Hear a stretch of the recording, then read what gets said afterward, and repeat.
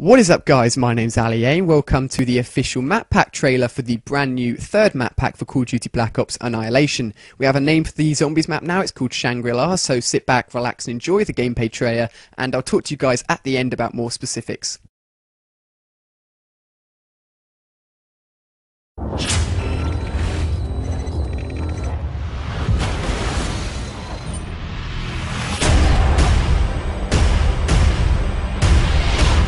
Today we're talking about Annihilation, the new map pack for Call of Duty Black Ops. We have 4 new multiplayer maps: Hangar 18, Silo, Drive-In, and Hazard, and a new zombies map called Shangri-La.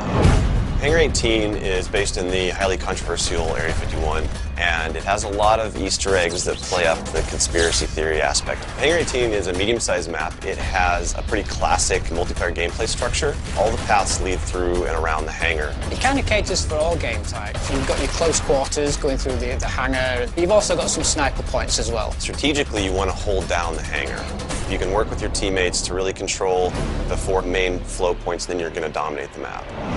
Silo is based on a Russian underground nuclear missile silo construction site. It's probably one of the largest maps in the entire game. Silo favors players who take their time because there's a lot of flank routes and a lot of interconnecting paths.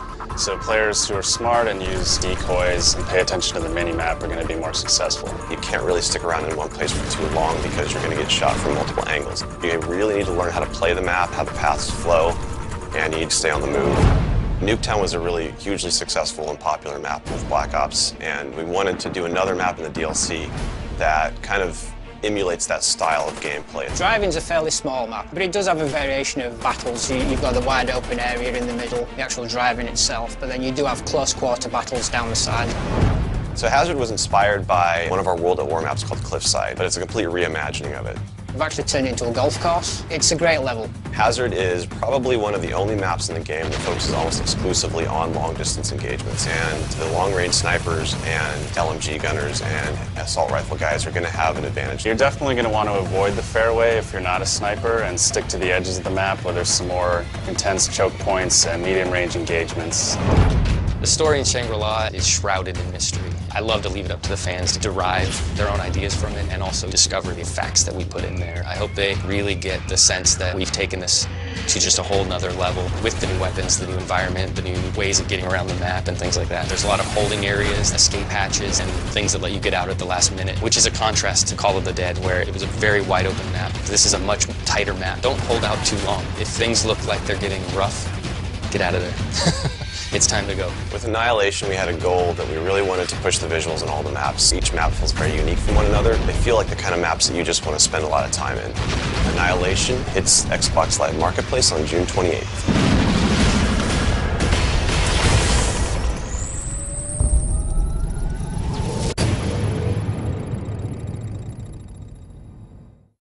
Welcome back, guys. I hope you enjoyed the trailer. I had some specifics here, things that stood out to me when I was watching it anyway. There was actually an item above the infected monkey which changed. The item glowed red and stayed above the monkey, so if you're clever, you're going to wait for the item to appear that you like the most, and you're then going to kill the zombie monkey then, and then he'll drop that item, which means you'll be able to sort of choose, if you will. If you have enough time, of course, you'll be able to choose which drop you get. There was also the cart, which looked really awesome.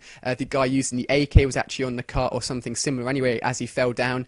So obviously they're trying to interact with the map here, get things to get users to traverse across the map in different ways, and this looks really, really cool. So we also had spikes, different ways of using traps. If I'm right, there were no traps at all on Call of the Dead. So they've tried to bring back traps and use them in an effective way to stop zombies. It looks like they wouldn't necessarily kill zombies here unless they were on them, but more of a blockage system to stop the zombies from getting through.